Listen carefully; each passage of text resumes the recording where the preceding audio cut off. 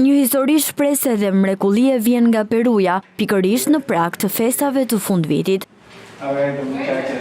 Një spital në kryeqytetin Lima ka njoftuar ndarjen me sukses të 2 vajzave binjake të lindura të bashkuara, një ndërhyrje jashtëzakonisht e rrallë dhe ndërlikuar që mjekët e kanë cilësuar si një mrekulli.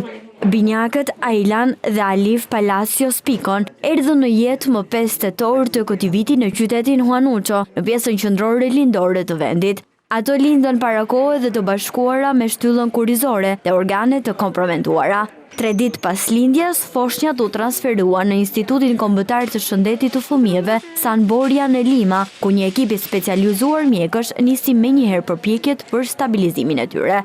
Pas javësh ekzaminimesh të detajuara dhe rezonancash magnetike, një ekip prej më shumë se 16 mjekësh dhe infermierësh kreu ndërhyrjen vendimtare. Operacioni zgjati mbi 3 orë dhe kishte tension nga familjarët dhe stafi mjekësor. Ato lindën si binjake të bashkuara dhe kishin organe të komprometuara. Fal punës së një ekipi multidisiplinar, po shohim këtë mrekulli të krishtlindjes si një akt dashurie. I shohim të shëndetshme në rikuperim edhe pse procesi vazhdon. Për baban e tyre, Menelio Palacios, ky ishte momenti që kishte pritur që nga dita e lindjes së vajzave. Doja të shija të ndara, jo më të shtrira bashkë. Më parqanin, mërziteshin, por tani janë të ndara dhe të lumtura. Gjithçka fal mjekëve dhe kirurgëve që realizuan këtë ndërhyrje.